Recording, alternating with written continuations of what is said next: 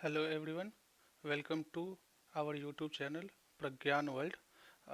इस वीडियो में हम लोग एसएससी जेई मेंस 2023 जो 4 दिसंबर को हुआ था उसका सॉल्यूशन करेंगे, डिटेल्ड में डिस्कस।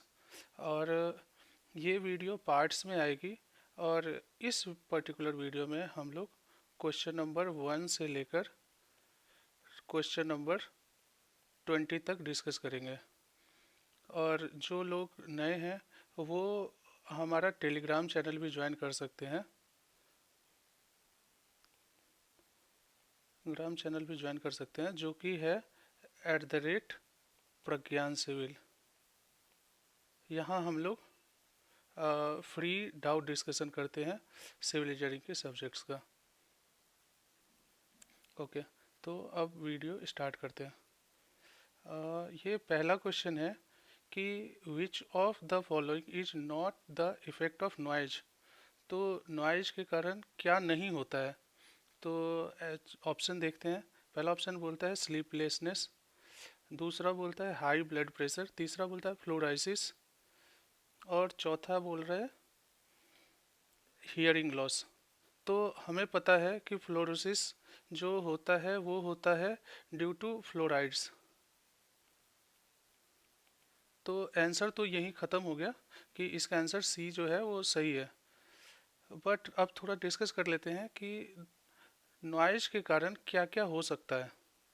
तो नॉइज के कारण जो वेरियस इफ़ेक्ट्स है वो है, पहला नॉइज इंड्यूस्ड एनॉयंस एंड इरिटेशन। तो नॉइज के कारण हमें इरिटेशन हो सकती है। जो नॉइज क्या है, जो अनवांटेड साउंड है जिससे हम भागना चाहते हैं, जिससे हम दूर रहना चाहते हैं, जो हमारे कानों को चुभती है उसे हम लोग नॉइज बोल देते हैं। और इसके कारण हमें इरिटेशन हो सकती है। दूसरा है नॉइज इंड्यूस डिजीजेज। अब डिजीजेज क्या हो सकता है, फिजियोलॉजिकल डिजीज भी हो सकती है और साइकोलॉजिकल डिजीजेज भी हो सकती है। डिपेंड करता है हमारे फिजिकल हेल्थ कैसी है या फिर मेरी मेंटल हेल्थ कैसी है, दोनों पे डिपेंड करता है। जैसे हमें एनजाइटी हो सकती है, हमें टेंशन हो सकती है, हमें नर्वसनेस हो सकती है, हेडेक हो सकता है, फटीग हो सकता है, इंसोम्निया हो सकता है, high blood pressure, high pulse rate और गैस्ट्रिक सिक्रीशन भी बढ़ सकता है हमारा। तीसरा हो सकता है स्लीपलेसनेस। हमें स्लीपलेसनेस मतलब अगर शॉर्ट टाइम में बार बार अगर हम उठ जा रहे हैं, सोने का जो अगर ड्यूरेशन मान लो 8 आवर्स है और शोर काफ़ी ज़्यादा है, तो हम ये 24 जो नींद है वो हम पूरी नहीं कर पा रहे हैं, तो वो हमें स्लीपलेसनेस हो सकती है। दूसरा तरह है कि कम्युनिकेशन इंटरफेरेंस होता है। जैसे अगर हम टेलीफोन पे बात कर रहे हैं या सामने फेस टू फेस भी बात कर रहे हैं और शोर काफ़ी ज़्यादा है, तो उसमें भी हमें डिस्टरबेंस हो सकती है। फिर आता है नॉइज इंड्यूस्ड हियरिंग लॉस। तो एक डब्ल्यू का डेटा है, क्योंकि अभी जो स्टैंडर्ड बुक से क्वेश्चंस फ्रेम हो रहे हैं, तो ये भी किसी न किसी एग्जाम में देखा जा सकता है क्वेश्चन। तो इसलिए इसे मेंशन किया है कि as per W data around 5% जो स्कूल चिल्ड्रंस है उन्हें किसी न किसी डिग्री की डेफनेस है, क्योंकि बच्चे ज़्यादा सेंसिटिव होते हैं साउंड को लेकर। और अगर नॉइज कंटिन्यूअस चल रहा होता है, जैसे टीवी का ही है, वो अगर रेगुलर चल रहा होता है तो वो धीरे धीरे साउंड के प्रति थोड़ा कम रेस्पॉन्सिव हो जाते हैं। और अगर लॉन्गर एक्सपोजर है साउंड का तो हमें टिनिटस की बीमारी हो सकती है। अब टिनिटस क्या होता है, ये एक सीटी सी बजती है कान में। आपने देखा होगा, देखा तो क्या मतलब, बहुत मूवीज में भी इस चीज़ को साउंड इफेक्ट के रूप में यूज करते हैं, जो वो बजिंग साउंड जो चलता है उसे टिनिटस बोलते हैं। ऐसा कंटिन्यूअस हमें सुनाई देता है अगर लॉन्गर एक्सपोजर पे है तो।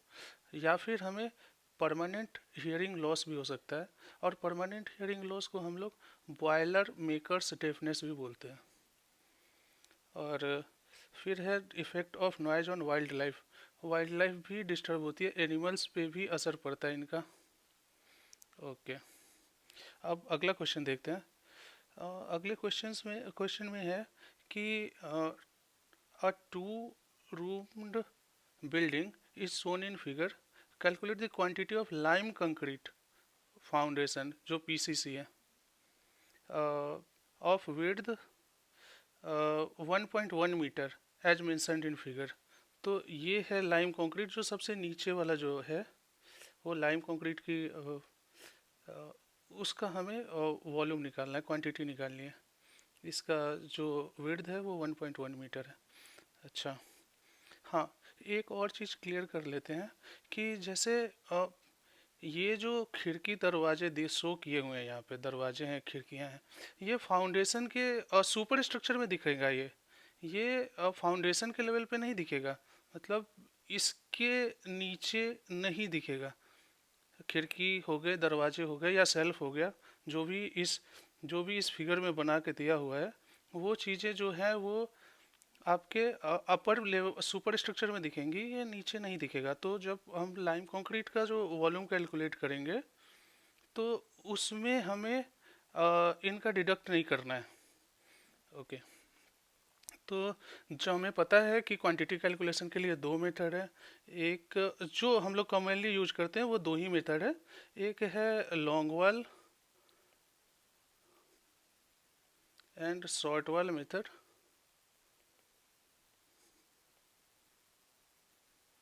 और दूसरा है सेंटर लाइन मेथड। ये मेथड थोड़ा इजी पड़ता है, first method long wall short wall method थोड़ा इजी पड़ता है। सेंटर लाइन मेथड में हमें ध्यान रखना पड़ता है कि जंक्शन पे भी घटाना है। टी पॉइंट जहाँ पे दो वाल मिल रहे हैं उसको टी जंक्शन बोलते हैं, इसको क्रॉस जंक्शन बोलते हैं जहाँ पे सब डायरेक्शन से, मतलब चार डायरेक्शन से वाल मिल रहे हैं, और एल जंक्शन बोलते हैं।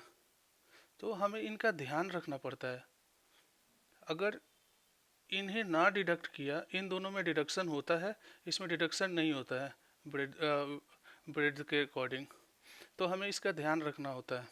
अगर इसका ध्यान नहीं रखा तो गलती होने के चांसेस ज़्यादा हैं सेंटर लाइन मेथड में।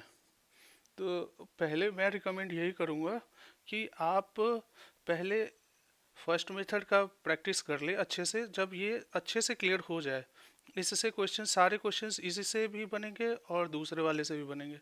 बट पहले की अगर प्रैक्टिस अच्छे से हो जाए तब ही दूसरे पर मूव करिए, नहीं तो नहीं मूव करिए। और ऑब्जेक्टिव एग्जाम में किसी एक का भी अगर प्रैक्टिस आपने अच्छे से कर रखा है तो काम चल जाएगा।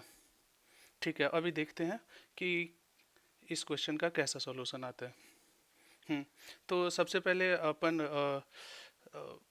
सेंटर टू सेंटर डिस्टेंस निकाल लेते हैं लॉन्ग वाल के डायरेक्शन में और फिर शॉर्ट वाल के डायरेक्शन में।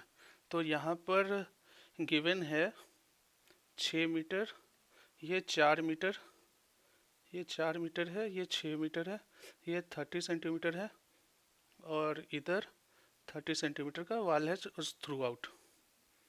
ठीक है, तो अभी जब सेंटर टू सेंटर डिस्टेंस निकालेंगे तो ये 4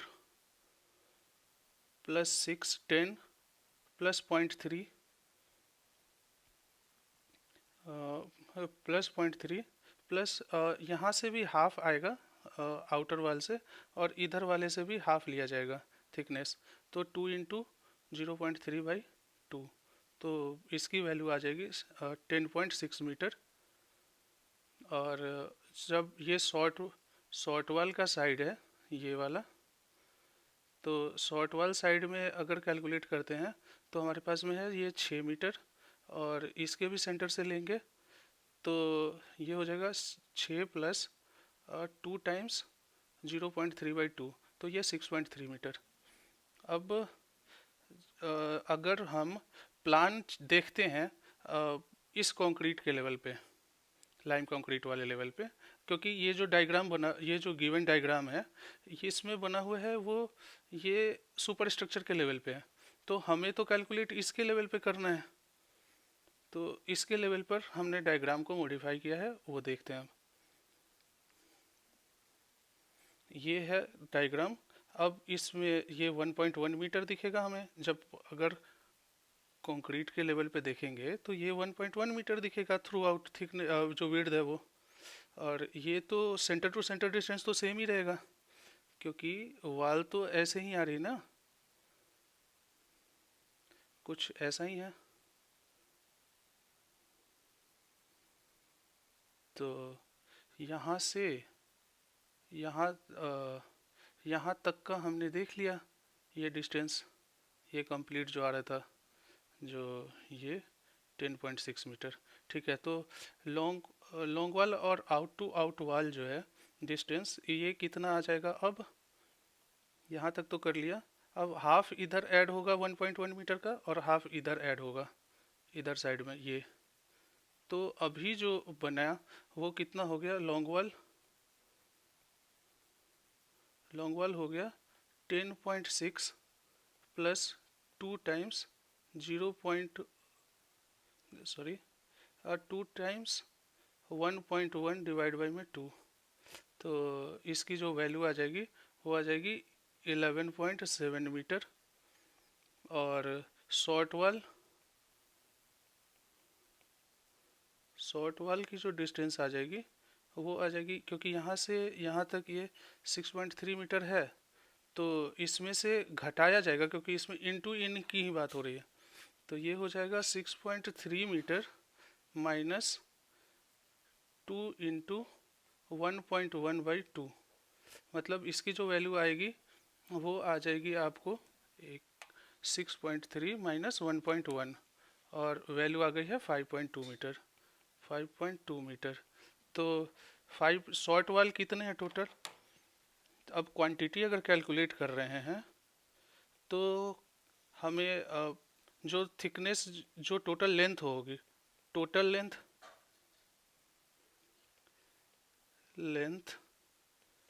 गुने विड्थ गुणा थिकनेस। तो थिकनेस की जो वैल्यू है वो है 0.3 मीटर, विड्थ जो है वो 1.1 मीटर है, और टोटल लेंथ की जब बात करेंगे तो लॉन्ग वाल कितने हैं? दो है, एक ये है लॉन्ग वाल और दूसरा ये है। तो दो लॉन्ग वाल टोटल लेंथ जो आएगा उसकी वैल्यू आ जाएगी 2 टाइम्स 11.7 प्लस 3 टाइम्स 5.2। तो जो फाइनल वैल्यू निकल के आ रही है वो आएगी 11.7 times 2 plus 3 times 5.2, 39 metre into 1.1 metre into 0.3 metre. ये 0.3 जो थिकनेस बता रहे हैं वो यहाँ से देखिए, यहाँ पे जो थिकनेस है ये गिवन, ये 0.3 मीटर गिवन है, यहाँ पे 0.3 मीटर गिवन है। 30 सेंटीमीटर है तो उसको 0.3 मीटर ही तो बोलेंगे। हाँ, तो यहाँ से आया। तो जो फाइनल जो क्वांटिटी आई वो आ गई 39 इंटू 1.1 इंटू 0.3, जिसकी वैल्यू आती है 12.87 मीटर, यानी कि आंसर 2। अब सेम क्वेश्चन को लॉन्ग वाल शॉर्ट वाल से तो कर लिया हमने, अब सेंटर लाइन मेथड से करते हैं। सेंट्रल लाइन मेथड से ये तो समझ में आ गया है कि ये 10.6 सेंटर टू सेंटर कहाँ से आया है, और 6.3 सेंटीमीटर सेंटर टू सेंटर कहाँ से आया है, क्योंकि यहाँ पे हमने कैलकुलेशन भी शो किया है यहाँ पे। चल ठीक है, तो अभी जो है हम इसको करते हैं, यहाँ पे टोटल सेंट्रल लेंथ पहले निकाल लेते हैं इसके सेंट्रल लाइन मेथड से। इस क्वेश्चन को सॉल्व करने के लिए पहले हम लोग कैलकुलेट कर लेते हैं टोटल सेंटर लेंथ ऑफ वाल। सेंटर लेंथ ऑफ वाल, और इसकी जो वैल्यू आएगी वो आ जाएगी 2 times centre to centre length of long वाल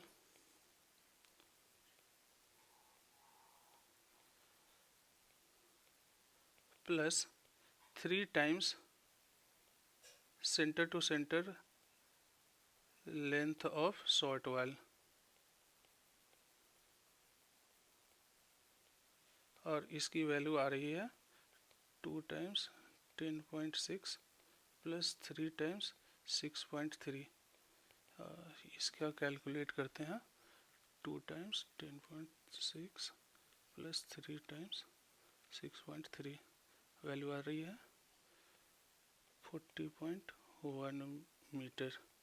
अब यहाँ एक चीज़ नोट करने वाली है, अगर हम ये जो सेंटर लेंथ आई है इसी से मल्टीप्लाई कर देते हैं, तो इस चीज़ का यूज कर कर एज अ टोटल लेंथ कर लेते हैं क्वांटिटी निकालने के लिए, तो ये जो डिस्टेंस है, जो शेडेड एरिया है ए वाला, और ये शेडेड एरिया जो है बी वाला, ये दोनों डबल बार काउंट हो गया है हमसे।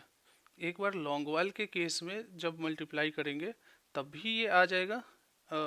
लॉन्ग वाल वाले केस में जब विड्थ और थिकनेस से मल्टीप्लाई करेंगे तब भी ये क्वांटिटी ऐड हो जाएगी एक बार, और दूसरी बार जब इधर साइड से कर रहे होंगे कैलकुलेशन, मतलब शॉर्ट वाल वाले साइड से, तब भी ये दूसरी बार कैलकुलेट हो जाएगा। तो हमें इसको डिडक्ट करना पड़ेगा। तो क्वांटिटी ऑफ, जब लाइम कंक्रीट कैलकुलेट करेंगे तो उस केस में क्या करना होगा, हमें 2 times half of the width घटाना पड़ेगा। इसीलिए quantity is equal two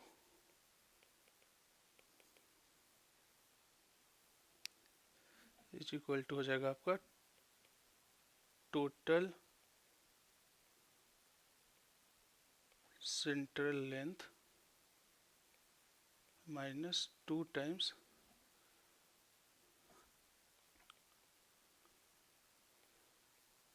by 2 breadth by 2 into breadth गुना थिकनेस। अब विड्थ जो है वो है 1.1 मीटर, और थिकनेस जो है वो है 0.3 मीटर लाइम कंक्रीट का। तो जो वैल्यू आ रही है वो आ रही है 40.1 माइनस 2 टाइम्स 1.1 डिवाइड बाई में 2 गुने 1.1 गुने 0.3 equal to 39 into 1.1 into 0.3 is equal to 12.87 metre cube answer. ये दोनों आंसर सेम ही आ रहा है, चाहे सेंटर लाइन मेथड से करो तो या फिर लॉन्ग वाल शॉर्ट वाल मेथड से करो तो, दोनों से वैल्यू सेम ही आएगी। और फॉर अ रेडी रेकनर लोग याद रख लेते हैं इस तरह से कि जब भी कोई टी जंक्शन आएगा इन सेंट्रल लाइन मेथड, तो हम लोग हाफ विड्थ को डिडक्ट करेंगे, एल सेक्शन में नो डिडक्शन, एल में नो डिडक्शन, टी में हाफ डिडक्शन, और जहाँ पे ये क्रॉस का आएगा वहाँ पे full width deduction.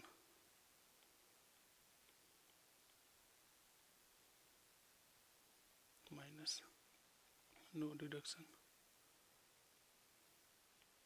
For ready reckoner लोग याद रख लेते हैं और यूज कर लेते हैं डायरेक्ट भी, बट मैं यही रिकमेंड करूँगा आपको कि आप पहले लॉन्ग वाल शॉर्ट वाल मेथड पे प्रैक्टिस कर लें और उसके बाद मूव ऑन करें सेंटर लाइन मेथड पे।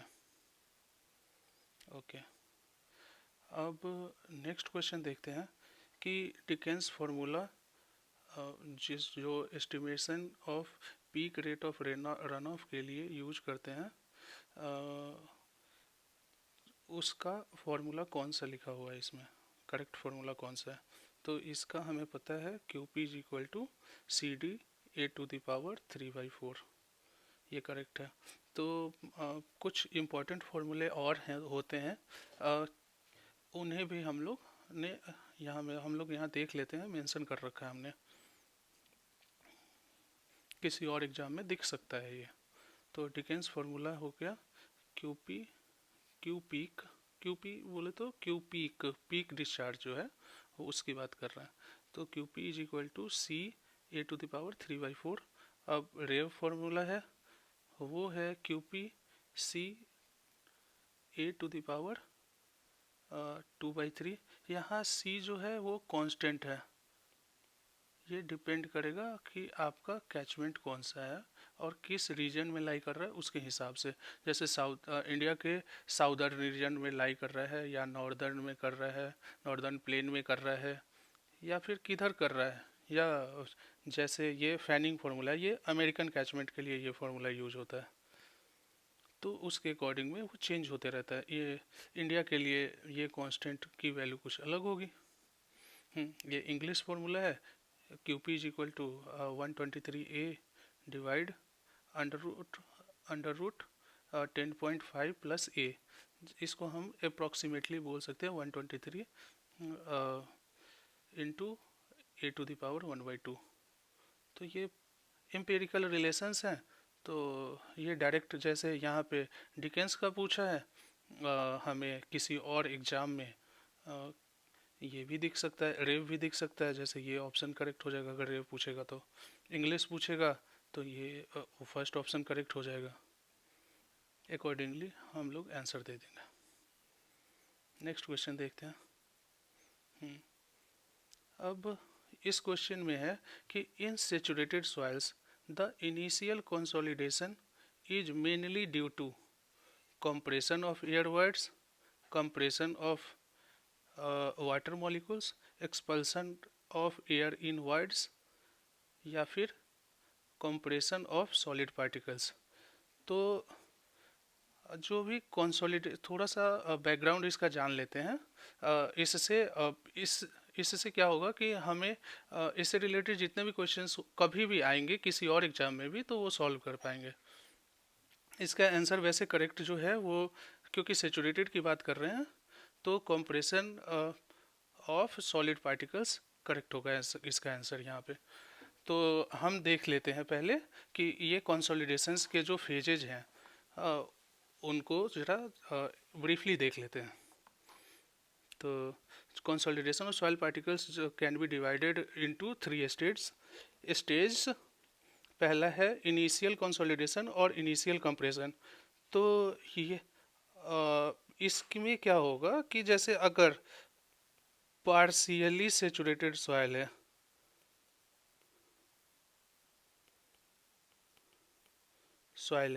तो इसमें जैसे ही लोड अपन अप्लाई करेंगे, इनिशियल कंसोलिडेशन या फिर इनिशियल कंप्रेशन का मतलब ये है कि जस्ट आफ्टर अप्लाइंग लोड जो भी कंप्रेशन होगा उसे हम इनिशियल कंप्रेशन बोलेंगे। तो पार्शियली सेचुरेटेड अगर सॉइल है तो उसमें सबसे पहले क्या होगा, सबसे पहले होगा हमारे पास में expulsion of air in wides. वो सबसे पहले एयर जो होंगे वो वाइड से बाहर निकल जाएंगे, और थोड़ा बहुत हमारे पास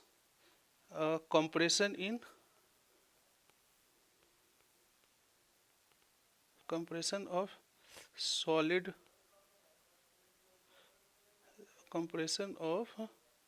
सॉलिड पार्टिकल्स भी देखने को मिलता है। लेकिन अगर ये तो पार्शियली सेचुरेटेड सॉइल था तो उसमें एयर वाइड्स भी रहेंगे, तो फिर वो पहले निकल गए, उसके बाद में कंप्रेशन ऑफ सॉलिड पार्टिकल्स देखने को मिलेगा। और तीसरा जो हमारे मन में ये भी आएगा कि कंप्रेशन जो सॉलिड पार्टिकल्स का हो रहा है, तो कंप्रेशन ऑफ वाटर मॉलिक्यूल्स क्यों नहीं हो रहा है। तो कंप्रेशन ऑफ वाटर मॉलिक्यूल्स इसलिए नहीं हो रहा है क्योंकि कंपेरेटिवली जो वाटर का जो मॉलिक्यूल्स है वो ज़्यादा इनकम्प्रेसिबल होता है in comparison to solid particles, जो सॉलिड सॉइल पार्टिकल्स है उसके कंपेरिजन में, इसीलिए।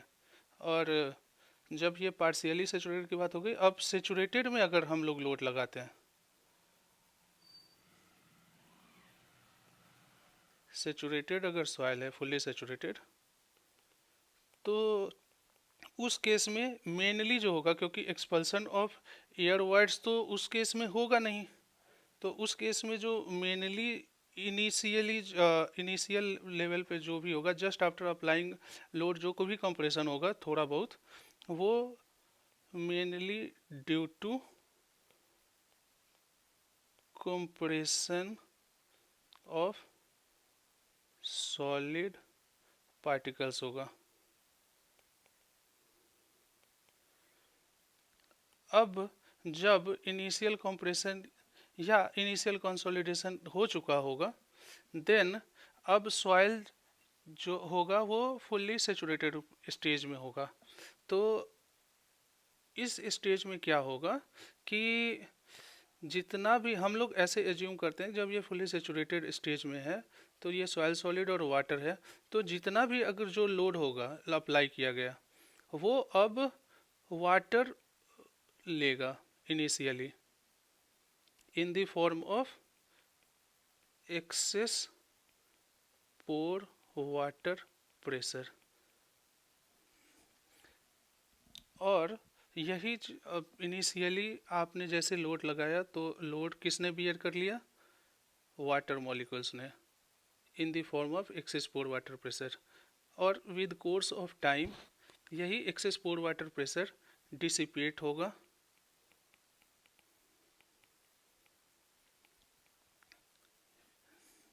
एक्सेस पोर वाटर प्रेशर जो होगा वो डिसिपेट होगा।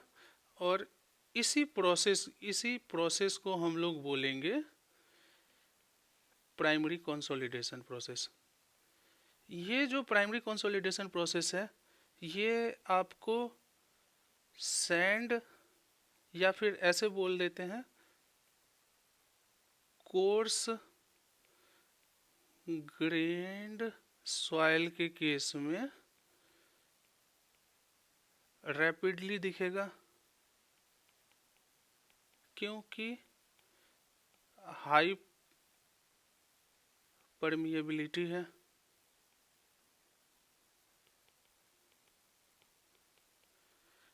और हाईली परमिएबल है तो वो जल्दी डिसिपेट हो जाएगा। बट ये प्रोसेस फाइन ग्रेन्ड में स्लो दिखता है। मतलब ये प्राइमरी कंसोलिडेशन प्रोसेस एक टाइम डिपेंडेंट फिनोमेनन है।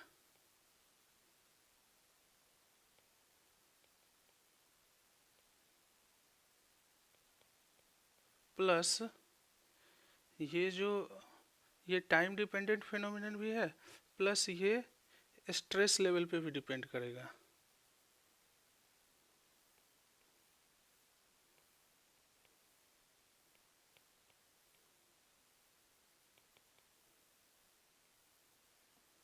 और जब ये एक्सेस पोर वाटर प्रेशर भी डिसिपेट हो गया रहेगा, फिर उसके बाद भी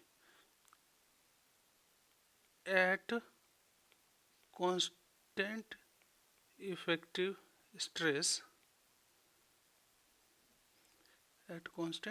स्ट्रेस हमें some rearrangement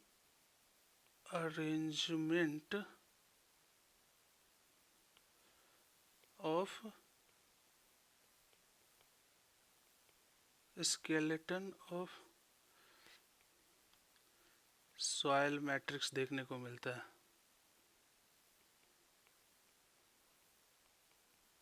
at constant effective stress. उसे हम लोग सेकेंडरी कंसोलिडेशन बोल देते हैं। तो अगर आप स्क्रीनशॉट लेना चाहते हो तो थोड़ी देर के लिए पॉज कर दे रहा हूँ, आप स्क्रीनशॉट ले सकते हो। ओके, अब नेक्स्ट क्वेश्चन देखते हैं कि identify the defect in timber which is not caused by seasoning of timber. अब सीजनिंग ऑफ टिम्बर के कारण कौन सा डिफेक्ट नहीं होगा, तो इसके जो ऑप्शन है ये रिंगगाल नहीं है, ये रिंडगाल्स है। और रिंड का मतलब होता है बार्क ऑफ ट्री, ठीक है। और गाल्स का मतलब होता है, ये इंडिकेट करता है एबनॉर्मल ग्रोथ। ये डिफेक्ट है, ये ड्यू टू नेचुरल फोर्सेस दिखता है। अगर इनिशियली अगर कुछ एबनॉर्मली डैमेज अगर हो गया है टिम्बर में, मतलब जो ट्री है उसमें अगर इनिशियली कुछ डैमेज हो गया है, तो ये रिंडगाल फॉर्म हो जाता है बार्क ऑफ ट्री में। यहाँ पे जो टिम्बर होगा वो बहुत ज़्यादा कमज़ोर होगा, बहुत ज़्यादा वीक होगा यहाँ पे। ये रिंडगाल है। और अब जरा हम लोग देख लेते हैं कि जो ये तो नॉट कोज्ड बाई तो हमें पता पड़ गया कि रिंडगाल था। अब कौन कौन से सीजनिंग टिम्बर्स के कारण डिफेक्ट होते हैं, सीजनिंग के कारण टिम्बर में डिफेक्ट होते हैं, और उनके नाम है, एक है बो। बो होता है जैसे अगर टिम्बर है नॉर्मल, अगर लॉन्गिट्यूड वाइज देख रहे हो, तो अगर ऐसा टिम्बर का एक ब्लॉक है, मान लो एक, अगर इसमें हमें बेंडिंग अगर ऐसा हो जाए बो शेप में, धनुष के शेप में, अगर ये लॉन्गिट्यूडनल बेंडिंग अगर हो गया तो उसे हम लोग बोल देंगे बो। और यही अगर ट्रांसवर्स डायरेक्शन में हो गया, अगर ऐसा ऐसा ट्रांसवर्स डायरेक्शन में मुड़ गया है अगर टिम्बर, एक मिनट में दूसरा फिगर बना देता हूँ इसके लिए, ऐसा कुछ विड्थ के डायरेक्शन में या ट्रांसवर्स डायरेक्शन में ऐसा, तो इसे हम लोग बोल देंगे कप डिफेक्ट है, सीजनिंग का है।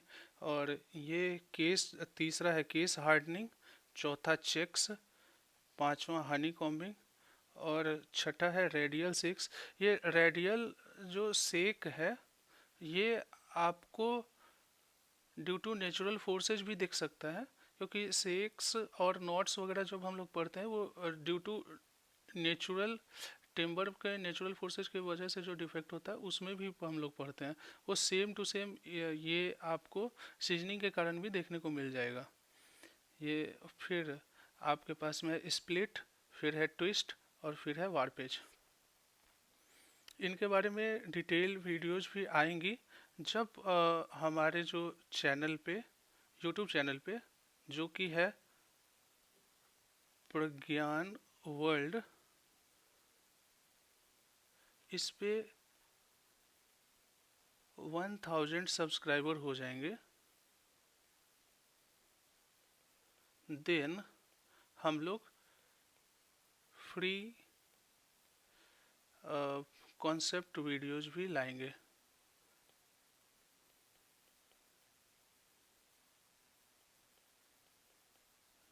तो प्लीज़ चैनल को सब्सक्राइब करके जाना आप, अगर हेल्पफुल लग रहा है तो। अब अगला क्वेश्चन है कि Hirakud dam is build across, तो ये किस नदी पे बना हुआ है, तो वो नदी का नाम है महानदी रिवर। और ये संबलपुर उड़ीसा डिस्ट्रिक्ट में पड़ता है, संबलपुर डिस्ट्रिक्ट उड़ीसा स्टेट में पड़ता है, जहाँ ये सिचुएटेड है हीराकुंड डैम। ये लॉन्गेस्ट डैम है इंडिया का, और इसका लेंथ जो है वो है 25.79 किलोमीटर। अब कुछ इम्पोर्टेंट डैम्स के डिटेल भी साथ में मेंशन कर दिया है, क्योंकि एक पैटर्न देखा गया है कि टीसीएस जो एग्ज़ाम करवा रही है, तो उसमें क्या कर रही है ये कि सेम टॉपिक का एक अगर उसने उठाया है तो वो एटलीस्ट 10 to 15 क्वेश्चंस फ्रेम कर रही है और डिफरेंट एग्जाम्स में यूज कर रही है। तो इस कारण से हमने बाकी भी डैम्स का डिटेल्स यहाँ पे मेंशन कर दिया है। जैसे भाखड़ा डैम है हो गया, सतलज रिवर पे है हिमाचल प्रदेश में, नागार्जुन सागर डैम है कृष्णा रिवर पे, और कोयना डैम कोयना रिवर पे है महाराष्ट्र में। Gandhi Sagar dam chamber river पे है। इसी तरह से सारा ही है। जितना भी इम्पोर्टेंट है उसका डिटेल यहाँ पे आपको मिल जाएगा। इन्हें आप याद कर सकते हो या नोट्स में भी अपने रख सकते हो। ये अभी पेपर होने वाला है इनका, उत्तराखंड वालों का, तो उसके लिए ये टेहरी डैम इम्पोर्टेंट हो जाता है। और टेहरी डैम जो है वो भागीरथी रिवर पे है। ओके, अब नेक्स्ट क्वेश्चन देखते हैं। अब नेक्स्ट क्वेश्चन है कि consider the below statements with respect to cement, concrete and identify the correct statement। अब पहला स्टेटमेंट बोल रहे हैं कि size and shape of aggregates used in making concrete influence the workability of concrete. बिल्कुल सही बात है, ये डिपेंड करता है। दूसरा स्टेटमेंट बोल रहे हैं कि as the water content ratio as the water cement ratio in making concrete increases the strength of concrete increases। नहीं, ये एक रॉन्ग स्टेटमेंट है, क्योंकि अगर वाटर से ये एज पर अब्राम लॉ क्या बोलता है कि अगर वाटर सीमेंट रेशियो हम लोग बढ़ाते हैं तो हमारा कंक्रीट का जो स्ट्रेंथ है वो घटता है। Strength of concrete can be taken to be inversely proportional to the water cement ratio। ये है अब्राम्स लॉ। तो ये स्टेटमेंट गलत हो गया। अब तीसरा स्टेटमेंट बोल रहे हैं कि maturity of concrete is independent of temperature at which it is cured. ये भी गलत स्टेटमेंट है, क्योंकि मेच्योरिटी ऑफ कंक्रीट जो होता है उसको डिफाइन ही किया जाता है कि summation of product of time and temperature. तो मेच्योरिटी को डिफाइन किया गया है टाइम और टेम्परेचर के मल्टीप्लाई के प्रोडक्ट का सम। तो फॉर एग्जांपल एक जैसे क्वेश्चन देख लेते हैं कि a sample of concrete cured at 19 degrees centigrade for 28 days is taken to be fully matured which is equal to। अब M28 डेज जब कैलकुलेट करेंगे तो वो हमने देखा है टाइम मल्टीप्लाइड बाई टेम्परेचर। तो टाइम हो गया आपका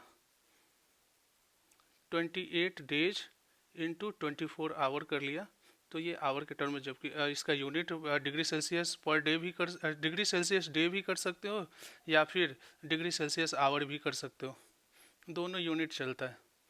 बट यहाँ पे हमने एज ए कैलकुलेट जो किया है वो डिग्री सेल्सियस आवर में किया है, इसलिए 28 डेज को आवर में कन्वर्ट किया है। तो उससे मल्टीप्लाई किया और ये हो गया आपका टाइम और ये हो गया टेम्परेचर। टेम्परेचर का जो टर्म 19 माइनस ऑफ 11, और ये जो माइनस ऑफ 11 हम लोग इसलिए ले रहे हैं क्योंकि हमने इसको एज अ डेटम यूज किया हुआ है कि उस डेटम टेम्परेचर पे जो मान रहे हैं कि हम लोग -11 डिग्री सेंटीग्रेड पर जो हाइड्रेशन का जो काम है वो ख़त्म हो जाता है। The temperature -11 degree Celsius is taken as origin datum in computation of maturity because dehydration continues to take place up to about this temperature level। मतलब इसी लेवल तक -11 डिग्री सेंटीग्रेड तक ही हम लोग ये मानते हैं कि हाइड्रेशन का प्रोसेस हो रहा है, उसके बाद में ये प्रोसेस सीज हो गया है। इससे अगर कम टेम्परेचर है तो ये प्रोसेस फर्दर प्रोसीड नहीं करेगा, तो इसीलिए उसके अकॉर्डिंग से किया है। तो इनका जब मल्टीप्लाई करते हैं तो 20,160 डिग्री सेल्सियस आवर आता है ये मेच्योरिटी। तो हमने देख लिया कि ये जो है ये इंडिपेंडेंट नहीं है, डिपेंडेंट है। तो इसका आंसर हो गया करेक्ट 3, ओनली 1 करेक्ट। ये हमने जो डिटेल्स है वो फैक्टर इफेक्टिंग वर्केबिलिटी का दिया है। तो वर्केबिलिटी जो है वो वाटर कंटेंट पे भी डिपेंड करेगा, मिक्स प्रोपोर्शन पे भी डिपेंड करेगा, एग्रीगेट के साइज पे भी डिपेंड करेगा, एग्रीगेड के शेप पर भी डिपेंड करेगा, एग्रीगेट के सरफेस टेक्सचर पे भी डिपेंड करेगा, ग्रेडिंग ऑफ एग्रीगेट पे भी डिपेंड करेगा, और एड मिक्सचर पे भी डिपेंड करेगा कि कौन सा एड मिक्सचर यूज कर रहे हैं। एयर इंटरेंट अगर यूज कर रहे हैं तो वो ज़्यादा वर्केबल होगा। अब ग्रेडिंग है, अगर पुअरली ग्रेडेड है, पुअरली ग्रेडेड एग्रीगेट्स है वो मोर वर्केबल होते हैं। अब सरफेस टेक्सचर की बात करें तो अगर रफ सरफेस टेक्सचर है तो उसका सरफेस एरिया जो होगा वो ज़्यादा होगा then smooth rounded texture aggregate. तो जो पहले वाला होगा वो कम वर्केबल होगा। रफ टेक्स सरफेस टेक्सचर है, सरफेस टेक्सचर एग्रीगेट जो है वो लेस वर्केबल होगा।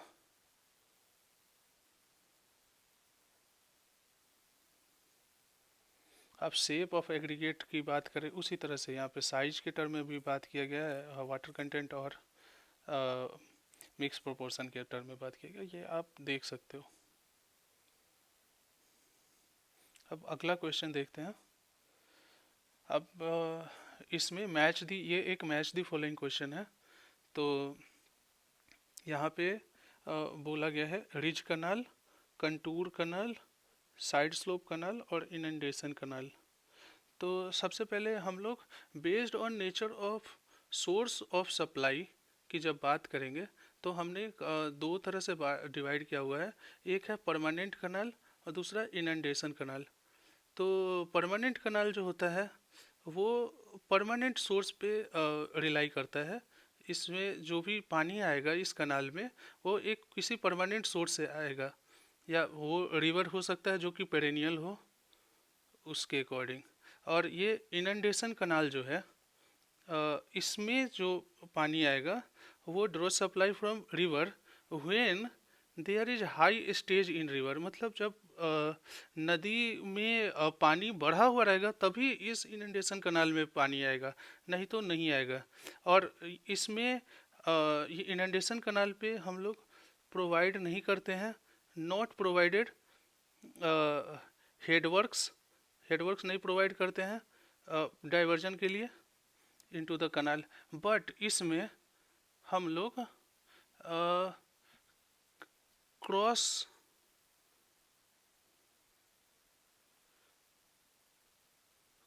Cross head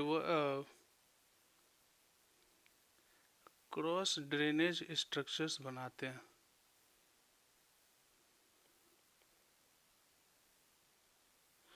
cross drainage structure बोलो या फिर क्रॉस रेगुलेटर्स बोल लो आप, प्रोवाइडेड। हाँ, अब जो आ गया कि ये तो क्लियर हो गया कि एस का जो है वो आंसर आपका 2 जाएगा। तो एज पर अगर ऑप्शन दे भी अगर एलिमिनेट करना चाहें तो हम लोगों का दो ऑप्शन एलिमिनेट हो गया है। और अब देख लेते हैं कि कोई भी एक अगर हमें पता है तो फिर आप एग्जाम में तो सॉल्व कर लेते हैं इस क्वेश्चन को। अब साइड स्लोप कनाल का जो है वो साइड स्लोप कनाल जो होता है वो अलाइंड होता है रफली right angle to the contour of area. और ये ना वाटर शेड पे प्रोवाइड करते हैं ऑन, और ना ही वैली में प्रोवाइड करते हैं। और कोई भी क्रॉस ड्रेनेज वर्क को ये नहीं करता है, मतलब क्रॉस नहीं करता है ये। तो आर का 1 हो गया। तो इसका जो फाइनल आंसर आ जाएगा ये भी गया, तो 1 इसका करेक्ट आंसर है। अब थोड़ा रिज कनाल, कंटूर कनाल और साइड स्लोप कनाल के बारे में देख लेते हैं विद डायग्राम। तो कनाल को अगर अलाइनमेंट के बेस पे देखें तो हम लोग 3 तरह से डिवाइड करते हैं। एक होता है बेस्ड ऑन कनाल अलाइनमेंट, 3 तरह से डिवाइड होता है। पहला होता है रिज कनाल और वाटर शेड कनाल।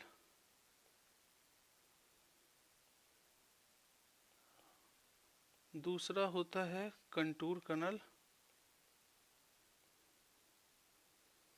और तीसरा होता है आपके पास साइड स्लोप कनाल।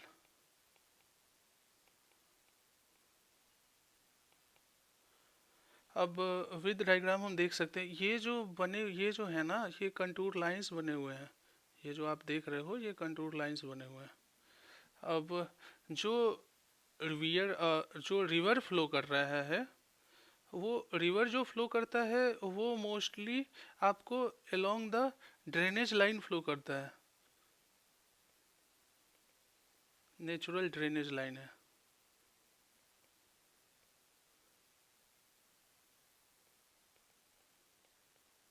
Natural along natural drainage line flow करता है। अब यहाँ पे जो ये रिज कनाल हम देख रहे हैं, ये along water shade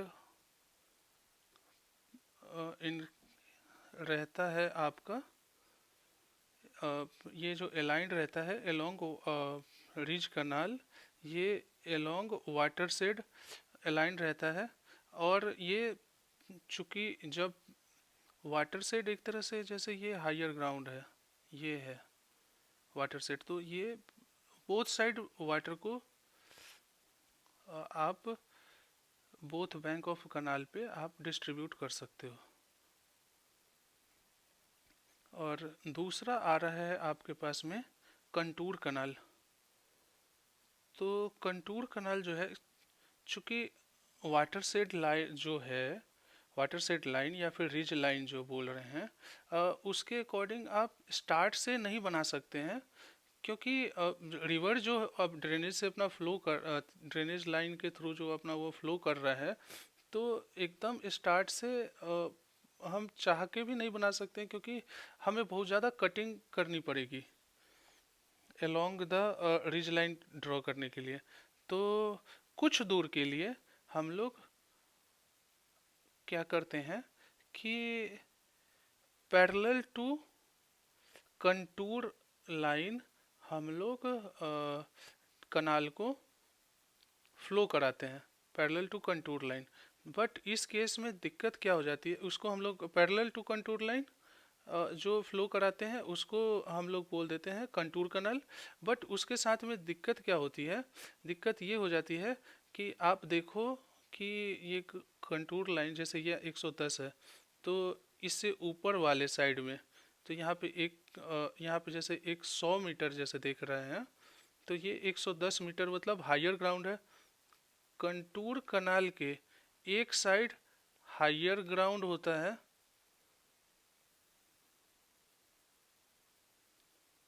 higher ground level होता है, और दूसरे साइड लोअर ग्राउंड लेवल होता है।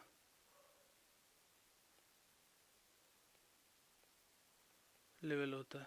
तो इस कारण से जो भी आप कनाल से बोथ साइड, हायर साइड तो आप इरिगेशन कर ही नहीं सकते हो, मतलब इधर साइड का कमांड एरिया कवर नहीं करेगा, इसका बस command area on the lower side होगा कंटूर कनाल का, मतलब सिंगल। यही बात इसके साथ में क्या है कि ये वन साइड ओनली कैन, जो बोल रहा है aligned nearly parallel to the contours of the area, और irrigation possible one side of the canal only, that is on lower level side. अभी तीसरा जो साइड स्लोप कनाल है, अब ये साइड स्लोप कनाल जो होता है उसे ना ही हम लोग वैली में प्रोवाइड करते हैं, और ना ही हम लोग वाटर सेट के अलोंग ये करते अलाइन करते हैं। ये अप्रोक्सीमेटली परपेंडिकुलर होता है, मतलब राइट एंगल बनाता है कंटूर लाइन के, और ये mostly along the drainage line he flow करता है। और एज ये along the drainage line he flow कर रहा है, तो इस केस में हमें क्रॉस ड्रेनेज वर्क की ज़रूरत नहीं पड़ती है।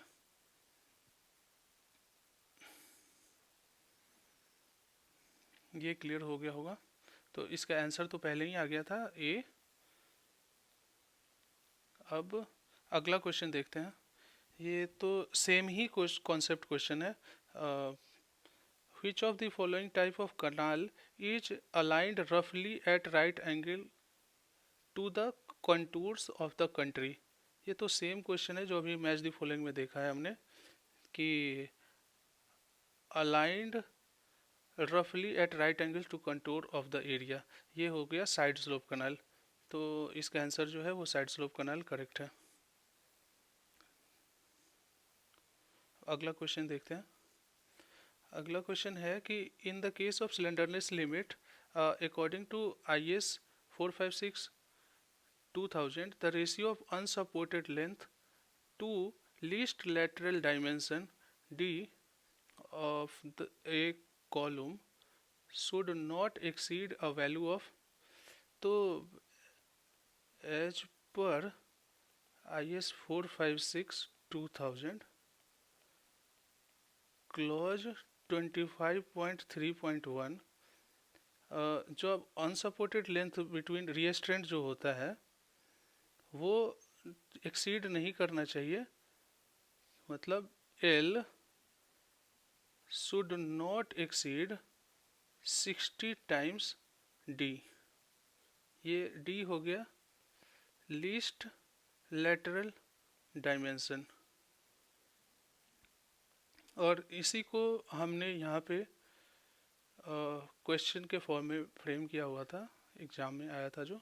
तो इसका आंसर जो करेक्ट है वो है 60। और इसी में क्लॉज में जो है सिलेंडरलेस लिमिट का जो दूसरा स्टेटमेंट बना हुआ है कि अगर इफ एनी गिवन प्लेन में अगर वन एंड ऑफ कॉलम जो है वो अगर अनरिस्ट्रेंड हो गया तो फिर क्या होगा।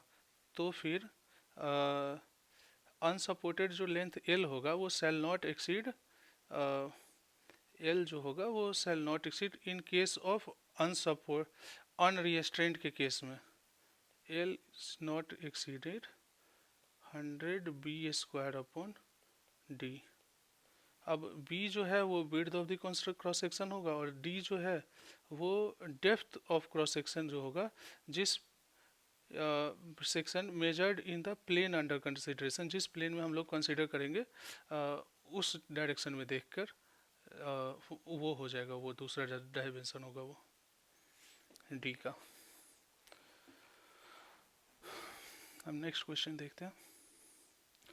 नेक्स्ट क्वेश्चन है कि maximum water content at which reduction in water content will not cause a decrease in volume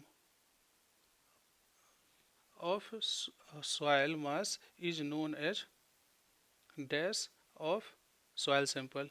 तो ऐसा water content maximum water content जिसके बाद अगर उससे अगर कम करेंगे रिडक्शन अगर करते हैं वाटर कंटेंट का तो वॉल्यूम में डिक्रीज ना हो, तो उस वाटर कंटेंट को क्या बोलेंगे। तो उस वाटर कंटेंट को हम लोग बोलते हैं श्रिंकेज लिमिट। इससे रिलेटेड थोड़ा थ्योरी देख लेते हैं। तो अगर हम प्लॉट करें water content versus volume of soil sample का कर्व, तो कुछ ऐसा निकल के आता है।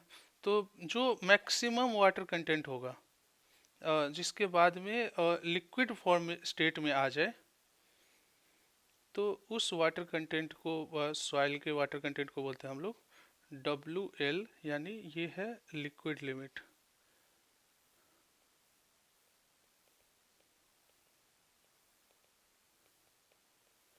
लिक्विड लिमिट पर जो हमारा शियर स्ट्रेंथ होता है वो नेग्लेजिबल होता है,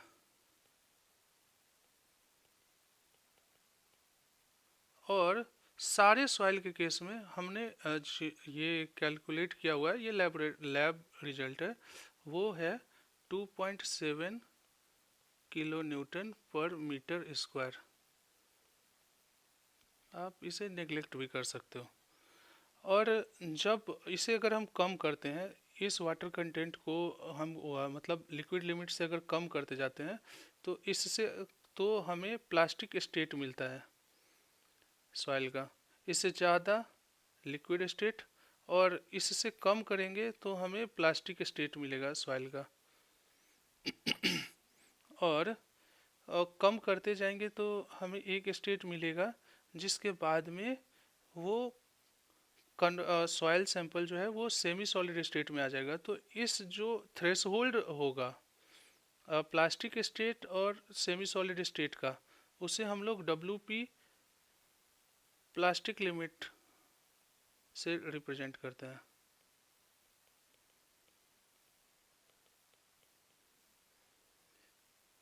और अब सॉइल जो सैंपल अगर प्लास्टिक लिमिट से कम वाटर कंटेंट है अगर उस सॉइल सैंपल में, तो वो सेमी सॉलिड स्टेट में रहेगा। और सेमी सॉलिड स्टेट का से भी अगर हम लोग कम करते जाएंगे तो उसके बाद में एक सेमी सॉलिड स्टेट में एक होता क्या है कि with decrease in water content volume of sample also decreases semi solid state में। अब ये डिक्रीज हो रहा है इस केस में, बट ये डिक्रीज होते होते एक स्टेट आएगा कि वाटर जो है वो एक स्टेज में आने के बाद में वॉल्यूम का डिक्रीज जो है वो नहीं होगा, मतलब डिक्रीज होना ख़त्म हो जाएगा वो स्टेज में। मतलब उससे अगर फर्दर हम लोग डिक्रीज करते हैं वाटर कंटेंट को, तो वॉल्यूम जो रहेगा वो कांस्टेंट रहेगा, कांस्टेंट रहेगा। और उस लिमिट को हम लोग बोलते हैं श्रिंकेज लिमिट।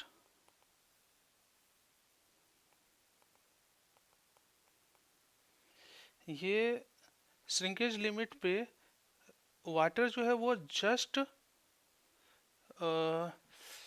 जस्ट सेचुरेटेड है। मतलब अगर इससे अगर वाटर कंटेंट जो है वो WS से कम है, तो वो पार्शियली सेचुरेटेड सॉइल रहेगा।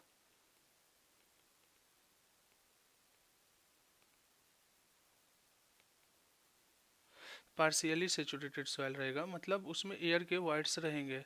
बट फिर भी अगर एयर के वाइट्स हैं तो फिर वॉल्यूम क्यों नहीं कम हो रहा है? तो वॉल्यूम इसलिए नहीं कम हो रहा है क्योंकि ड्यू टू जो एडहेसिव फोर्सेज जो हैं उसके कारण से हनी कॉम्बिंग हो गई है। और उस कारण से भले वाइट्स हैं, उसमें एयर है, बट वॉल्यूम डिक्रीज नहीं हो रहा है श्रिंकेज लिमिट से कम वाटर कंटेंट पे। अब कुछ और टर्म्स आते हैं, वो हैं इसको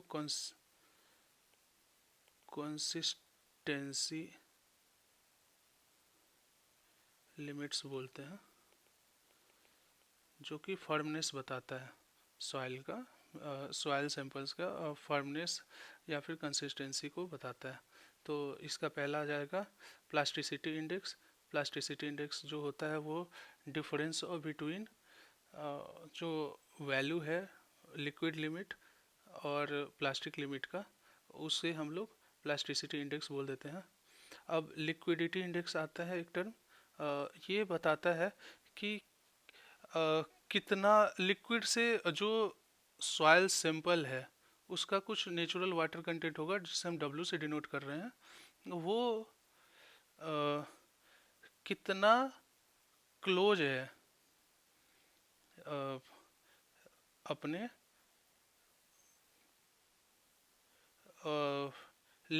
इससे प्लास्टिसिटी लिमिट से कितना क्लोज है वो बताता है। तो W minus W P divide by में प्लास्टिसिटी इंडेक्स इंटू 100, और कंसिस्टेंसी इंडेक्स का भी वही फार्मूला आ जाएगा आपका कि वो लिक्विड लिमिट से कितना क्लोज है। तो W L minus W divide by में आई पी इंटू 100। अभी थोड़ा रियल लाइफ एग्जांपल कुछ दे लेते हैं, तो देख लेते हैं हम लोग। तो एट लिक्विड स्टेट क्या होता है, सॉइल बिहेव कैसे करता है, एज सूप या सेक या स्मूदी के टर्म में रहेगा। जैसे हम लोग जो इसका कंसिस्टेंसी देख रहे हैं एक सूप का, या एक शेक मिल्क शेक है उसका, या फिर एक स्मूदी का, तो इनका जो कंसिस्टेंसी है यही कंसिस्टेंसी आपको सॉइल का मिलेगा। अब अगर वो यहाँ जैसे प्लास्टिक स्टेट में अगर है, यहाँ प्लास्टिक स्टेट में, तो सॉइल जो होगा वो एज लाइक सॉफ्ट वाटर होगा, और सेमी सॉलिड स्टेट में लाइक चीज होगा, और सॉलिड स्टेट में लाइक हार्ड कैंडी होगा। ये सारी चीज़ें आपने कभी न कभी देखी होगी, तो आप रिलेट कर पाओगे। ठीक है, नेक्स्ट क्वेश्चन देखते हैं। नेक्स्ट क्वेश्चन है कि study the given statement S1 and S2 about centrifugal pumps and select the most appropriate option with respect to the correctness of the statement। S1 statement बोल रहा है कि in operation of pumps connected in series more than one impeller in same shaft increases the flow rate. और दूसरा statement बोल रहा है कि in operation of pump connected in parallel allow the head to increase. तो अभी देख लेते हैं। तो पंप्स को अगर हम लोग मल्टी स्टेज पंप्स को अगर कनेक्ट कर रहे हैं, आई तो हमारे पास में दो ही रीजन हो सकता है कनेक्ट करने का पंप्स को, और वो होता है, पहला है आइदर टू इंक्रीज हेड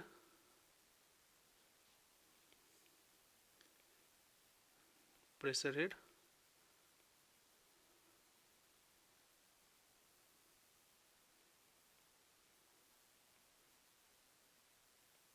और दूसरा है to increase flow.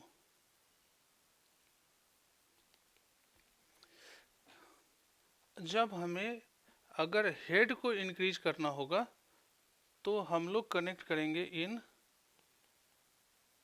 Series,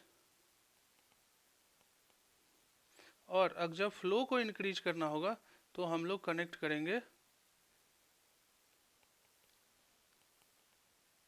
in parallel.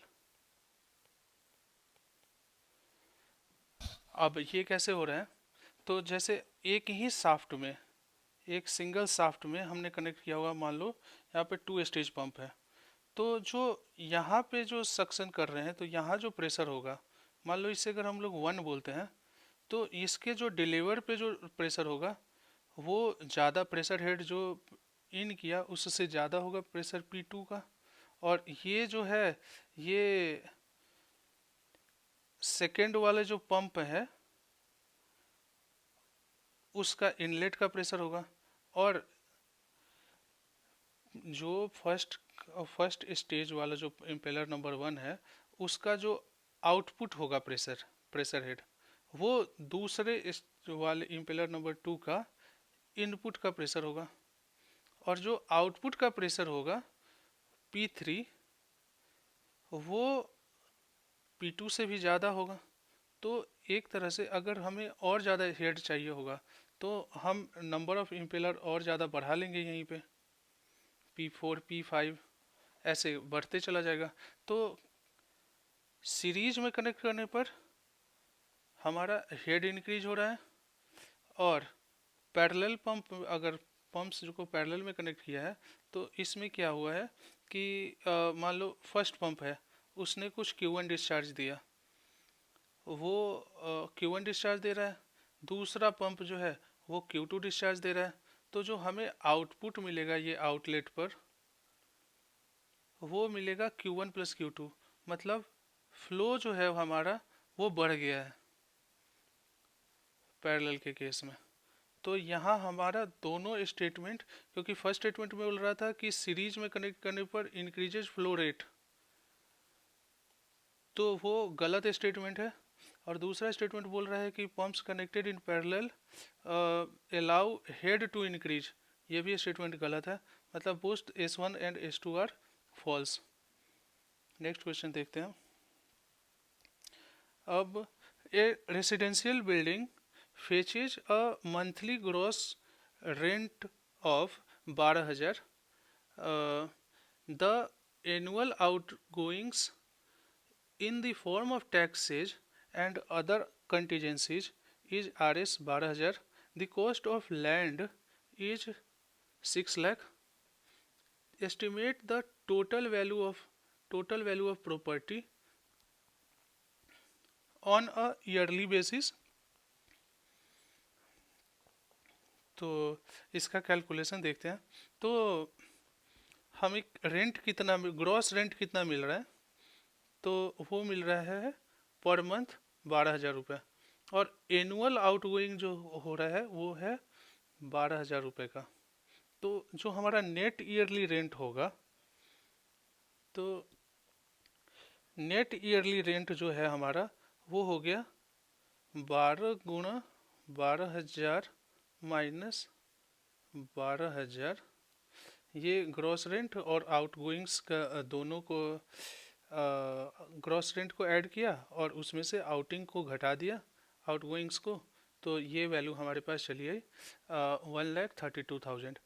तो अब चूंकि यहाँ पे हमें गिवन नहीं है कि ईयर कितने ईयर के लिए ये है ये बिल्डिंग, तो हमने क्या किया है कि इनकम, इस इनकम को हमने परपेचुअल मान लिया है कि ये आते रहेंगे।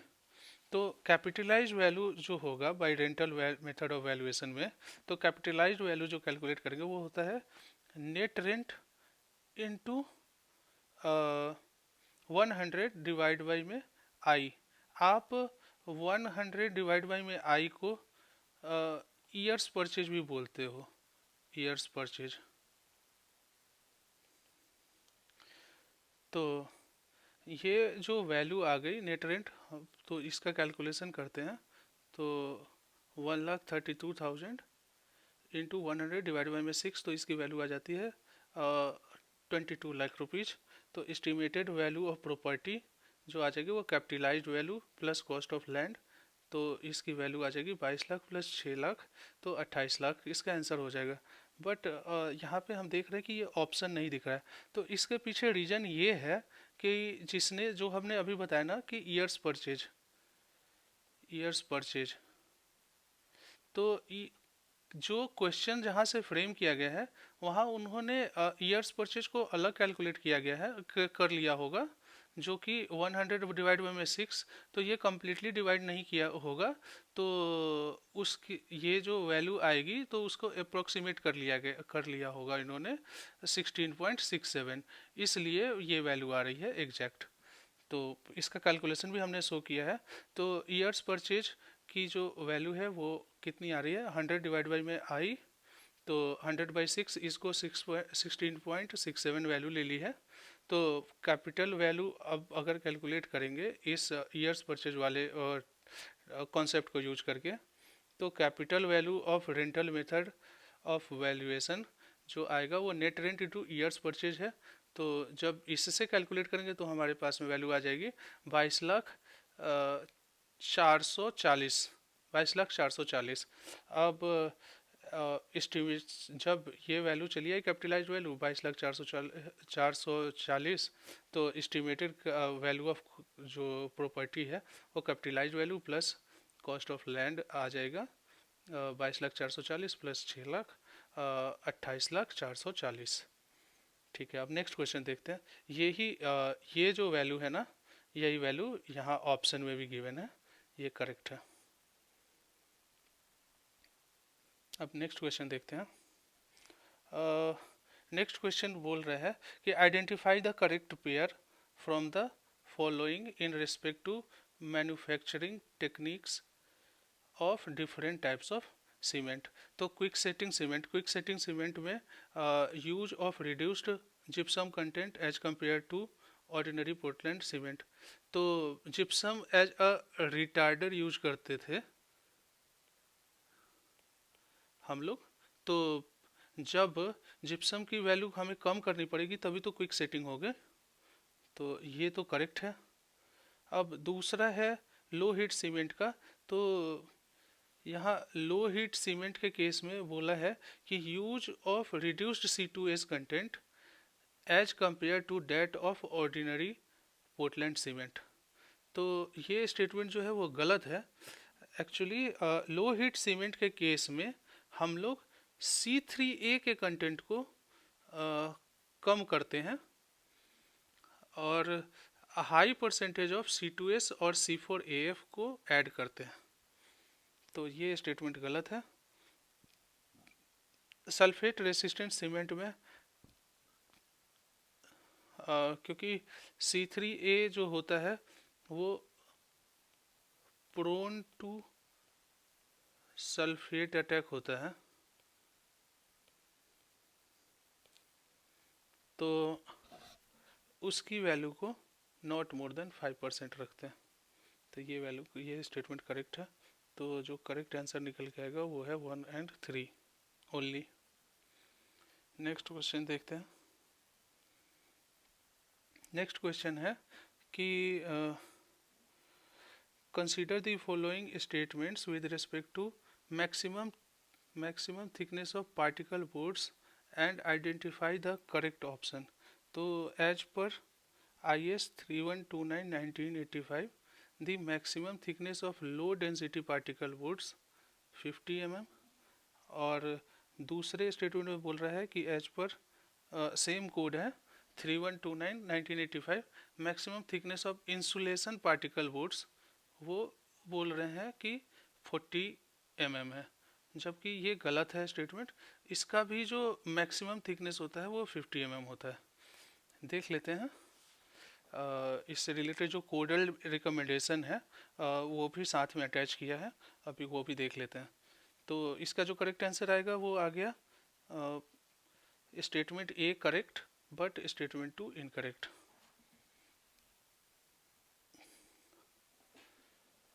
अभी वो देख लेते हैं वो जो स्टेटमेंट्स अभी हमने देखे हैं। तो ये अमेंडमेंट नंबर 3 है, जून 2005 में आया था। तो उसमें क्या बोला गया कि सब्स्टिट्यूट पेज 5 क्लॉज 5 में सब्स्टिट्यूट करना है फॉलोइंग फॉर द एग्जिस्टिंग। अब क्या ऐड करने के लिए बोला है, इसमें क्या बोल रहा है कि the dimension of low density particle boards. हमारा जो फर्स्ट स्टेटमेंट था उसमें लो डेंसिटी पार्टिकल बोर्ड्स की बात करी गई थी। तो लो डेंसिटी पार्टिकल बोर्ड का लेंथ जो है वो मैक्सिमम जो है लेंथ वो है 3600 mm और मिनिमम है 300 mm। और विड्थ जो है वो है मैक्सिमम 1800 mm और मिनिमम 300 mm। और थिकनेस की जो बात करते हैं तो लो डेंसिटी पार्टिकल बोर्ड्स का 12 mm मिनिमम है और मैक्सिमम है 50 mm। ओके, इट्स यहाँ 12 mm बस स्टार्टिंग का है, उसके आगे में आपको याद रखने की जरूरत नहीं है, वो 5 के मल्टीपल में जाएगा। 15 mm, 20 mm, 25 mm, 30, 35, 40, 45, 50 mm। ठीक है। अब दूसरा जो था आपके पास में इंसुलेशन पार्टिकल बोर्ड्स। तो इंसुलेशन पार्टिकल बोर्ड्स का भी साइज का जो है क्राइटेरिया इंसुलेशन पार्टिकल बोर्ड्स का वो है लेंथ जो है वो मैक्सिमम 3650 mm का है और मिनिमम 300 mm का।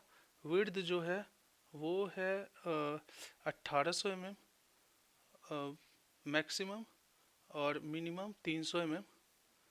और थिकनेस जो है वो मैक्सिमम 50 mm है और मिनिमम 12 mm है। तो बाकी सारी चीज़ सेम है, बस ये मैक्सिमम का लेंथ जो है ना, वो ऊपर वाले केस में 3600 mm था और यहाँ पे है 3650, मतलब 3650 mm है। बस ये डिफरेंस है, बाकी सब सेम है। आप इसे इन नोट्स मेंशन कर सकते हो अपने। अब नेक्स्ट क्वेश्चन देखते हैं। For a steady ideal flow of an incompressible fluid, total energy at a point of the fluid is constant. This is called, इसे हम लोग बर्नौली इक्वेशन बोलते हैं। यही मोस्ट अप्रोप्रिएट है यहाँ पे।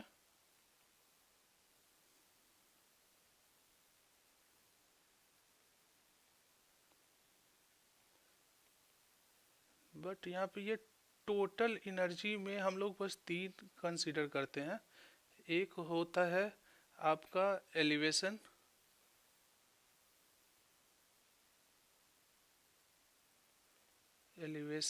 या पोटेंशियल एनर्जी, दूसरा प्रेशर एनर्जी,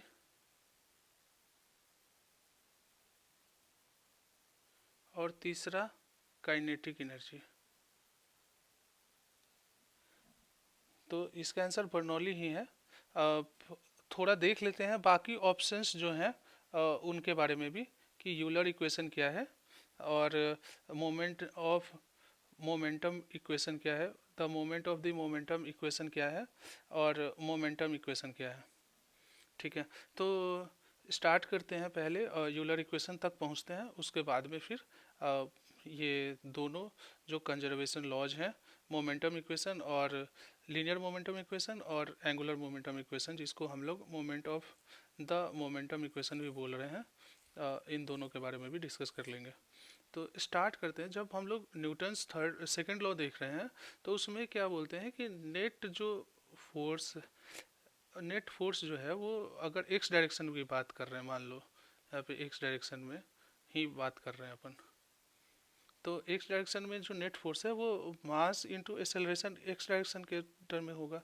अब यहाँ नेट फोर्स जो है वो समेशन होगा ग्रेविटी फोर्स का, प्रेशर फोर्स का, विस्कस फोर्स का, फोर्स ड्यू टू टर्बुलेंस का, और फोर्स ड्यू टू कंप्रेसिबिलिटी का। यहाँ पे ये न्यूटन ने जनरलाइज्ड एक बताया कि जब सारे फोर्स को का अगर समेशन निकालोगे तो वो F equal to M A X के बराबर होगा। अगर इन सारे फोर्स जो गिवन है, इन सारे फोर्सेज में से अगर हम क्या करें कि फोर्स ड्यू टू कंप्रेसिबिलिटी को अगर नेग्लेक्ट कर दें, तो इक्वेशन जो बन के आएगी वो क्या आएगी, वो इक्वेशन जो बन के आएगी वो ये होगा कि F X is equal to F G X plus F P X plus F mu, मतलब विस्कोसिटी वाला X, plus F T X. तो ये जो समेशन आया, इसे हम लोग बोल देंगे रेनॉल्ड्स इक्वेशन। और अगर इसमें से ही अगर फोर्स ड्यू टू टर्बुलेंस को भी अगर हम लोग जीरो कर दें, तो हमें जो मिल के आएगा वो आएगा Navier Stokes equation of motion. और अगर हम लोग फ्लो है उसको आइडियल माने, तो उस केस में हमें ये विस्कोसिटी वाला जो टर्म है इसकी वैल्यू हमें जीरो हो जाएगी। तो जो हमें जो फाइनल इक्वेशन निकल के आएगा वो होगा F X is equal to F G X plus F P X is equal to M A X. और जब इसी को डिराइव करते हैं तो हमें मिल जाता है D P upon rho plus D Z plus velocity D V is equal to 0। और जब इसी को हम लोग इंटीग्रेट कर लेंगे सारे टर्म्स को, तो हमें बर्नौली इक्वेशन मिल जाएगा। इसे हम लोग यूलर इक्वेशन बोलते हैं। अब देखते हैं मोमेंटम इक्वेशन और linear momentum principle. Steady flow के केस में जो नेट फोर्स होगा, summation of net force in X direction वही जो हमने ऊपर एज्यूम किया था। एक्स डायरेक्शन में अगर देख रहे हैं, वाई डायरेक्शन है, तो एक्स डायरेक्शन में जो भी कंट्रोल वॉल्यूम पे नेट फोर्स लग रहा है, उसका समेशन इक्वल होता है किसके? Momentum flux going out of the control volume in X direction minus momentum flux going into control volume in X direction. और वही अगर अनस्टेडी फ्लो का केस है, तो ऊपर वाले फॉर्मूले में एक और टर्म ऐड हो जाता है, वो होता है rate of change of momentum of control volume in X direction. बाकी सारे टर्म सेम है। फिर जो थर्ड ऑप्शन में दिया हुआ है the moment of the momentum equation, तो moment of the momentum equation या फिर एंगुलर मोमेंटम प्रिंसिपल बोलता है कि जो अगर कोई फ्लूइड रोटेट कर रहा है, तो उसके केस में यानी कि मान लो फोर्स वोर्टेक्स है,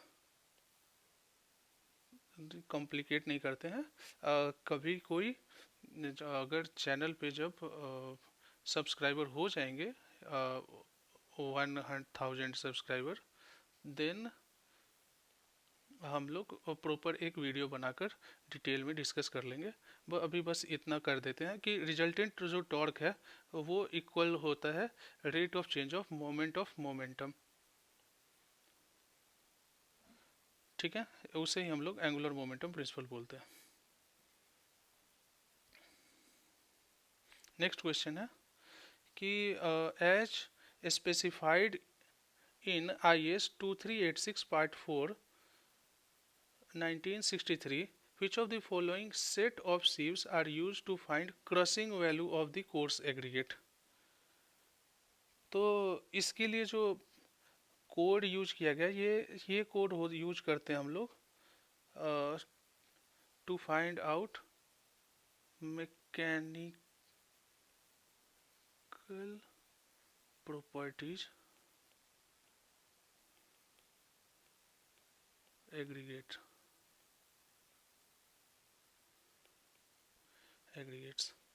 तो इसके लिए कौन सा सीव यूज होगा? तो इसका करेक्ट आंसर है 2.3 mm और 10 mm और 12.5 mm का सीव जो है इस सेट का सीव यूज करते हैं हम लोग।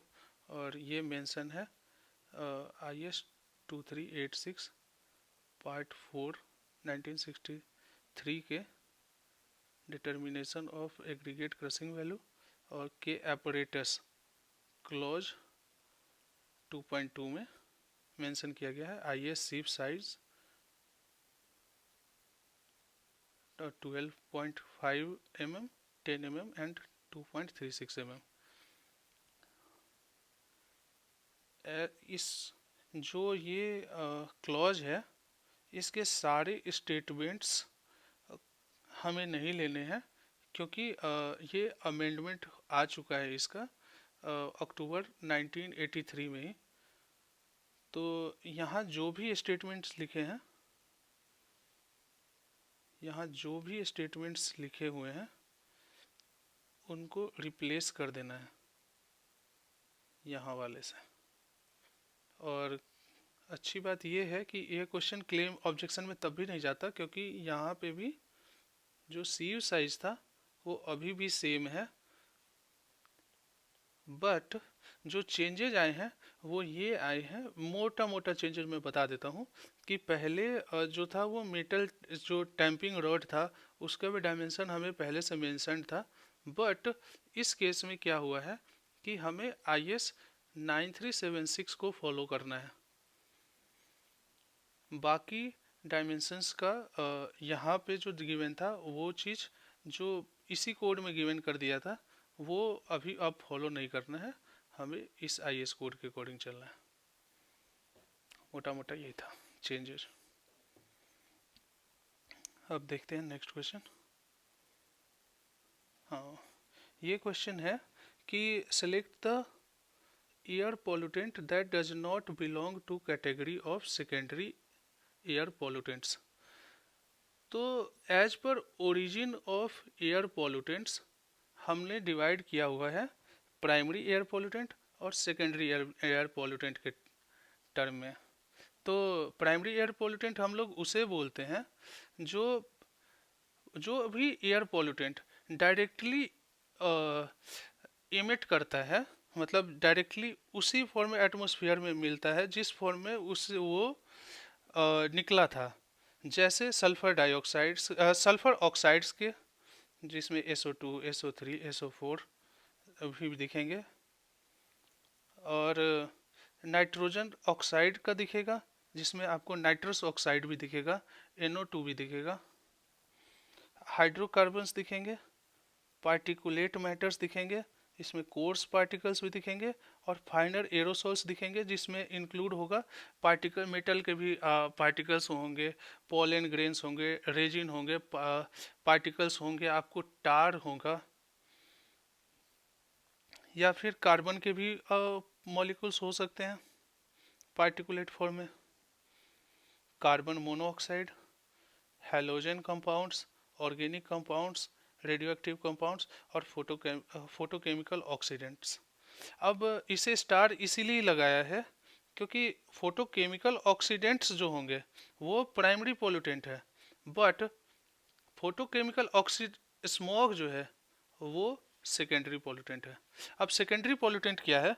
सेकेंडरी पोल्यूटेंट है कि ऐसे एयर पोल्यूटेंट्स जो फॉर्म करते हैं, मतलब वो एक जैसा इमिट करते हैं वो वैसे फॉर्म में नहीं रहते, ड्यू टू केमिकल रिएक्शन। वो डिपेंड करता है, photochemical reaction in presence of sun भी हो सकता है, या फिर हीट मिलने के कारण भी चेंज हो जाते हैं, या फिर हाइड्रोलिसिस के कारण, या फिर ऑक्सीडेशन हो जा रहा है उनका आपस में रिएक्ट करके। दो या दो से ज़्यादा प्राइमरी पोल्यूटेंट्स भी मिल सकते हैं in the presence of sunlight, और रिएक्ट करके और सेकेंडरी पोल्यूटेंट्स बनाते हैं। इसके एग्जांपल जो है वो है ओजोन, पेरोक्सी एसिटाइल नाइट्रेट जिसको पैन भी बोलते हैं हम लोग, सल्फ्यूरिक एसिड्स, या फिर एसिड मिस्ट, और फिर फॉर्मल्डिहाइड, फिर केमिकल फोटोकेमिकल स्मॉग। इसके जो मेजर एग्जांपल्स हैं तो वो यही है।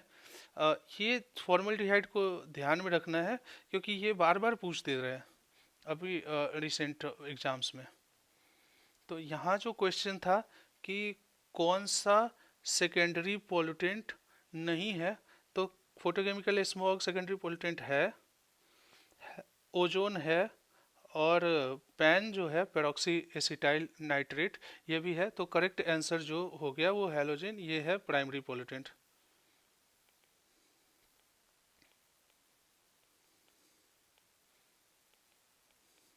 नेक्स्ट क्वेश्चन देखते हैं। ये क्वेश्चन है कि it is found that weight of liquid is 15 Newton which is measures 6 liters, calculate its specific weight। तो 6 लीटर को पहले कन्वर्ट कर लिया है क्योंकि सारे ऑप्शन जो है वो न्यूटन पर मीटर क्यूब के टर्म में है, तो यहाँ ये लीटर का यूनिट है, तो पहले इसे कन्वर्ट कर लेते हैं मीटर क्यूब में। तो हमें पता है कि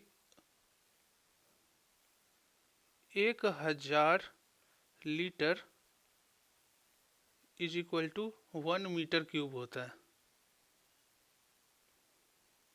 तो 1 litre is equal to 1/1000 metre cube. तो 6 litre is equal to 6 is equal to 1/1000 गुने 6 is equal to 0.006 metre cube. ये बाय यूनिटरी मेथड हमने कैलकुलेट कर लिया है। ऊपर भी सेम कैलकुलेशन है। तो जो स्पेसिफिक वेट जो है वो स्पेसिफिक वेट या फिर वेट डेंसिटी को हम लोग गामा से रिप्रेजेंट करते हैं। और इसकी जो वैल्यू होती है वो होती है weight of fluid divide by में वॉल्यूम ऑफ फ्लूइड। तो ये जो वैल्यू आ गई वो आ गई 15 जो है वो वेट ऑफ लिक्विड था, और वॉल्यूम जो है वो है 0.006 मीटर क्यूब। तो 15 डिवाइड बाई 0.006 मीटर क्यूब, तो न्यूटन पर मीटर क्यूब। और ये वैल्यू जो चली आई वो आ गई 1500 न्यूटन पर मीटर क्यूब। अब एक और टर्म जो अभी तो एग्जाम में नहीं आया है, शायद किसी और एग्जाम में दिख जाए, तो वो है स्पेसिफिक वॉल्यूम का टर्म। स्पेसिफिक वॉल्यूम को हम लोग डिफाइन करते हैं volume of fluid divide by mass of fluid. और ये जो वैल्यू है, ये जो टर्म है, ये हम लोग इसे लिख सकते हैं 1 divide by mass of fluid by mass of fluid divide by में वॉल्यूम ऑफ फ्लूइड। और ये टर्म हमें पहले से पता है कि मास अपॉन वॉल्यूम अगर जो होता है वो होता है डेंसिटी, मास और मास डेंसिटी। रॉ से रिप्रेजेंट करते हैं, मतलब specific volume is reciprocal of mass density. Okay, इसका तो 2500 न्यूटन पर मीटर क्यूब आया था आंसर, ये है करेक्ट। अब नेक्स्ट क्वेश्चन देखते हैं कि identify the correct statement from the following basis of IS 1130/1969 regarding marble slabs and blocks supplied। First statement बोल रहे हैं कि marble slab shall be supplied with a minimum thickness of 20 mm। दूसरा statement बोल रहा है कि marble blocks shall be supplied with a maximum thickness of 100 centimetre. और थर्ड स्टेटमेंट बोल रहा है कि marble blocks shall be supplied with a minimum length of 100 centimetre. ये तीन स्टेटमेंट है गिवन। तो एक बार कोडल रिकमेंडेशन देख लेते हैं। तो एज पर IS, एक मिनट, एज पर IS 1130/1969 क्लॉज 5.1 मार्बल ब्लॉक्स की जो बात की है सेकेंड और थर्ड स्टेटमेंट में, तो मार्बल ब्लॉक्स का जो लेंथ है वो मिनिमम 30 mm है और मैक्सिमम 250 मार्बल ब्लॉक्स का जो लेंथ है वो मिनिमम 30 सेंटीमीटर है और मैक्सिमम 250 सेंटीमीटर है, और इन स्टेज ऑफ 10 सेंटीमीटर चल रहा है। मतलब 30 के बाद में 40 centimetre, 50 centimetre, 60, 70 up to 250 centimetre जाएगा। तो जो मिनिमम लेंथ जो बोल रहे हैं कि 100 सेंटीमीटर, ये स्टेटमेंट गलत हो गया। तो आंसर तो हमारा चला है ये करेक्ट, बट थोड़ा और देख लेते हैं बाकी भी टर्म्स का। तो मार्बल ब्लॉक्स का मैक्सिमम जो लेंथ है वो minimum 30, maximum 250 centimetre. Width minimum 30 centimetre, maximum 100 centimetre. और थिकनेस भी विड्थ के बराबर हो ही है, मिनिमम 30 सेंटीमीटर, मैक्सिमम जो है वो है 100 सेंटीमीटर। मतलब बराबर कहने का सेंस कि जो ये इसका रेंज है वो रेंज दोनों का सेम ही है। अब मार्बल स्लैब का देख लेते हैं। फर्स्ट ऑप्शन में मार्बल स्लैब के बारे में बात की है, तो उसका बोला है थिकनेस। तो थिकनेस उसका मिनिमम जो है वो 20 सेंटीमीटर लिखा हुआ है, 20 mm, सॉरी 20 mm गिवन है, स्लैब का है। तो स्लैब में चल रहा है इसका यूनिट। तो 20 mm से 150 mm तक गया है। तो यहाँ पूछा गया था कि मिनिमम थिकनेस, तो ये स्टेटमेंट करेक्ट है। और यहाँ पे ये मैक्सिमम थिकनेस की बात चली थी फर्स्ट सेकेंड स्टेटमेंट में मार्बल ब्लॉक के, तो वो भी करेक्ट स्टेटमेंट है, ये भी करेक्ट है। तो यहाँ पे तो क्वेश्चन तो खत्म हो गया। बट इन एग्ज़ाम जैसे यहाँ पे मिनिमम लेंथ पूछ दिया है, तो किसी और एग्ज़ाम में जो टीसीएस कंडक्ट कराएगी इन फ्यूचर, तो हमें ये देखने को मिल सकता है कि मार्बल स्लैब का लेंथ पूछ लिया तो उसका मिनिमम लेंथ 70 सेंटीमीटर और मैक्सिमम 250 सेंटीमीटर। और विड्थ के टर्म में अगर पूछे तो मिनिमम 30 सेंटीमीटर और मैक्सिमम 100 सेंटीमीटर हो सकता है। ये स्टैंडर्ड है, स्टैंडर्ड चल रहा है। अब टाइल्स का भी आ सकता है। तो टाइल्स का जो थिकनेस है वो मिनिमम 18 mm से लेकर 24 mm तक जा सकता है इन द सेम पीस, किसी भी पीस में। अब साथ में कोड में ये बात भी मेंशन करी है कि अगर अदर साइज आपको चाहिए जो ऊपर मेंशन किया हुआ है उसके अलावा मार्बल टाइल्स का, तो आप सप्लायर से और परचेजर से के बीच की बात है ये, वो डिसाइड कर सकते हैं किसी और डायमेंशन में भी अगर बेचना चाहे तो। Okay, that's all. ये वीडियो को यहीं पे एंड करते हैं और thanks for watching. Thank you.